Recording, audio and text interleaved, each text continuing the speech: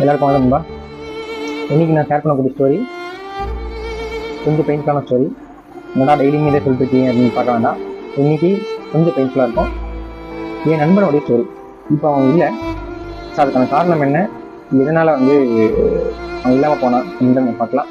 இந்த ஸ்டோரி அவங்க ஃபேமிலியோட ப்ரொஃபஷனல் கிட்ட தான் நான் ஷேர் பண்ணுறேன். என்னென்னு பார்த்தீங்க அப்படின்னா, ஒரு 6-7 வருஷத்துக்கு முன்னாடி அவரை வந்து மீட் பண்ண போகிறான். அவனுக்கு வந்து சினிமா இன்ட்ரெஸ்ட் அப்படின்றதுனால ஷார்ட் ஃபிலிம் சம்மந்தமாக எங்களை கூப்பிட்றான். அப்போ தான் நான் அவனை வந்து எனக்கு பரிச்சயம் வந்து போகிறோம், கதை கேட்குறோம், லொக்கேஷன் பார்க்குறோம். அன்றைக்கி நைட்டுக்குள்ளே மார்னிங் போயிருக்கோம். ஆஃப்டர்நூன் ஈவினிங்குள்ளே ஜெல் ஆகிட்டோம். ரொம்ப ஜாலியாக ஜெல் ஆகிட்டோம். சூப்பராக வந்து பண்ணிருந்தான். ஆக்டிங் சூப்பராக பண்ணுவான்.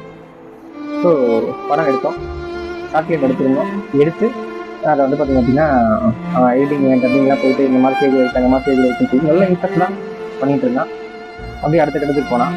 அடுத்துக்கிட்ட என்னென்னா, அவனுக்கு என்னென்னா ஒரு ஓனாக பிஸ்னஸ் ஆரம்பிக்கணும்னு ஆசை.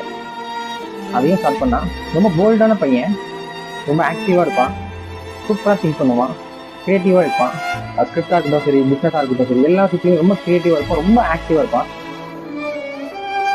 பிஸ்னஸ் ஆரம்பித்தான், ஒரு ஷாப் ஒன்று ஆரம்பித்தான். ஸோ இந்த ஷாப் ஆரம்பிக்கும் போது அவனுக்கு வந்து ஒரு லவ் ஒன்று கனெக்ட் ஆகுது. ஸோ அந்த லவ் கனெக்ட் ஆகும்போது இவன் ஷாப்பும் ஆரம்பிக்கிறான், லவ்வும் ஸ்டார்ட் பண்ணுறான்.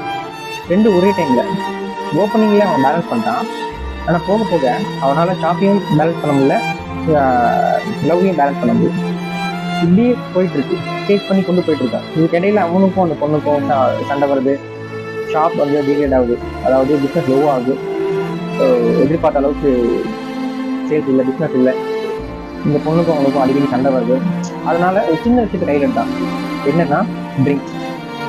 ஸோ லிக்கர் வந்து சாப்பிட ஆரம்பிச்சு அதுக்கு நார்மலாக சண்டை வரும்போதெல்லாம் சாப்பிட்டு நார்மலாக சண்டை வந்தாலும் சாப்பிட்றது தான், சண்டை இல்லைனாலும் சாப்பிட்றதான் அப்படின்ற அளவுக்கு பழகிடுச்சு. இப்படியே போயிட்டு இருக்கு. ஒரு 3 வருஷம் தாண்டுது. ஸோ எனக்கும் ஒரு கேள்வி க்ரோத் ஆனதுனால டச் அந்த அளவுக்கு இல்லை. ஒரு 4ஆவது வருஷம் 5ஆவது வருஷம் தான் மறுபடியும் நான் பார்க்குறேன், பிஸ்னஸ் சம்மந்தமாக பார்க்க போகிறேன்.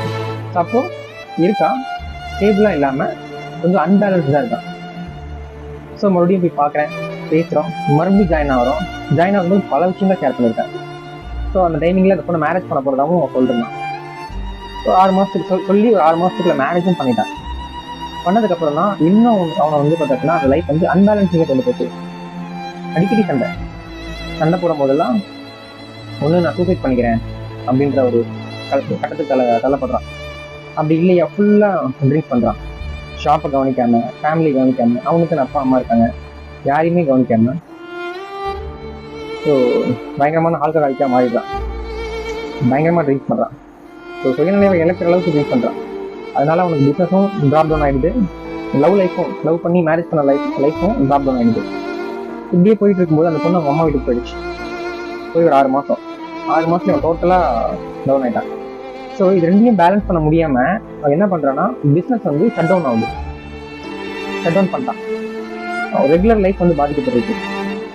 அவ்வளோ ஆக்டிவாக இருந்த பையன் எல்லாத்தையும் யூஸ் பண்ணி சரி கம்பேக் கொடுப்பான்னு பார்க்குற டைமிங்கில் என்ன பண்ணால் ரெகுலர் லைஃபுக்கு லென் பண்ண ஆரம்பித்தான். ஒவ்வொருத்தங்க கேட்டியா, மச்சான் எனக்கு அந்த பணம் வேணும்டா, மச்சான் எனக்கு இந்த பணம் வேணும்டா, தேவைப்படுதுடா, இஎம்ஐ இருக்குதா, கஷ்டமாக இருக்குதான்னு சொல்லி எல்லாத்தையும் கலெக்ட் பண்ண ஆரம்பித்தான். சரி அப்படியே பேலன்ஸ் பண்ணுவான்னு பார்த்தா அவனால் அதையும் பேலன்ஸ் பண்ண முடியல. பேலன்ஸ் பண்ண முடியாமல் அந்த ப்ரெஷரும் ஓவராகி மறுபடியும் இன்னும் ட்ரிங்க் பண்ண ஆரம்பித்தான், ஸ்மோக்கிங் பண்ண ஆரம்பித்தான். நார்மலாகவே இல்லை. நார்மலாக இருக்கிற அந்த பையன் டோட்டலாக உடஞ்சி அன்ஹெல்தியாக ரொம்ப வீக்காக யாருமே பார்க்க முடியாத அளவுக்கு ஆயிட்டான். இப்படியே போயிட்டுருக்கேன். அந்த பொண்ணு அவனை டிவோர்ஸ் பண்ணிடுச்சு. ஏன்னா பேலன்சிங்காக இருந்தால் பெரியா இருக்கான் அப்படின்னா எல்லா பொண்ணுங்களும் கூட இருப்பாங்க. இவன் அவன் நார்மலாகவே இல்லை, ஃபுல்லாக ஆல்கஹாலிக்காக மாறிட்டான். அவனால் பேலன்ஸ் பண்ண முடியல, ஃபுல்லாக கடன். அந்த பொண்ணு ஒரு கட்டத்துக்கு மேலே அவனை கொண்டு வர ட்ரை பண்ணி விட்டுருச்சு. கடைசியில் ஒரு 2 months முன்னாடி தான் சூசைட் பண்ணான். அப்போ ஒரு லெட்டர் கொடுத்துருந்தான். இந்த லெட்டரில் ரொம்ப முக்கியமான விஷயம் ஷேர் பண்ணுறேங்க. கடன் வாங்காதீங்க, கஷ்டப்பட்டாலும் கடன் வாங்காதீங்க, நல்லா இருக்கும் அப்படின்னு சொல்லிட்டு ட்ரிங்க் பண்ண ஆரம்பிக்காதீங்க.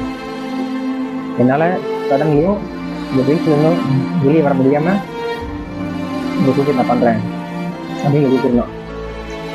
ஸோ சூசைட் பண்ண விஷயம் எனக்கு வந்து ஒரு 2 days அப்புறம் தான் தெரிய வந்துச்சு. அப்போ தான் இந்த விஷயம்லாம் ஷேர் பண்ணுறாங்க, எலக்ட்ரிக் எல்லாம் ஷேர் பண்ணுறாங்க. என்னால் தாங்கிக்க முடியல. ஸோ என் வீட்டுக்கு என்னால் போய் பார்க்க முடியல. காரணம் என்ன, ஆள் சொல்ல முடியாது என்னால் போயிட்டு. அவ்வளோ போல்டாக இல்லை. அவ்வளோ போல்டாக இருந்த பையன் சின்ன மிஸ்டேக்னால டோட்டல் லைஃபே காலி. ஸோ இப்போ அவன் இல்லை, நான் சொல்கிறது மேபி இங்கேயே வந்து கேட்டு முடிக்கலாம். ஸோ அவன் சொன்ன விஷயம் என்னன்னா, தேவையில்லாமல் லென் வாங்காதீங்க, கடன் வாங்காதீங்க, தேவையில்லாமல் ட்ரீட் பண்ணாதீங்க. இது ரெண்டுமே ஒட்டுமொத்த லைஃப்பையும் கொண்டுரும். இது மட்டும் இல்லாமல் லவ் லைஃப்பையும் பிஸ்னஸையும் எப்படி மேனேஜ் பண்ண முடியுமோ அது மேனேஜ் பண்ண கற்றுக்கோங்க. பிரச்சனை தலைக்கு எடுத்துட்டாங்க, நிறைய விஷயம் எழுதிருங்க. அதுதான் நான் உங்கள்கிட்ட ஷேர் பண்ண போகிறேன். எல்லாருக்கிட்டையும் கேட்டுக்கிறது ஒன்றே ஒன்று தான், இது எல்லாருக்குமே இந்த இழப்பு தான். ஃப்ரெண்ட்ஸாக இருக்க எங்களுக்கும் இழப்பு தான், அவங்க அப்பா அம்மாவுக்கும் பயங்கரமான இழப்பு தான். அந்த பொண்ணு இல்லை, அந்த பொண்ணுக்கும் ஒரு இடத்துல ஒரு பெயின் இருக்கும், அந்த பொண்ணுக்கும் ஒரு இழப்பு தான், எல்லாருக்குமே ஒரு இழப்பு தான். ஆனால் அவன் கொஞ்சம் யோசிச்சிருந்தான் அப்படின்னா இந்த இழப்பை வந்து சரி பண்ணியிருக்கலாம். நானும் உங்ககிட்ட ரெக்வஸ்ட்டாக கேட்டுக்கேன், தேவையில்லாமல் கடன் வாங்காதீங்க. சண்டை வருதா, பேசி சால்வ் பண்ணிக்கோங்க. பேசினா சால்வ் ஆகிற எந்த விஷயமும் கிடையாது.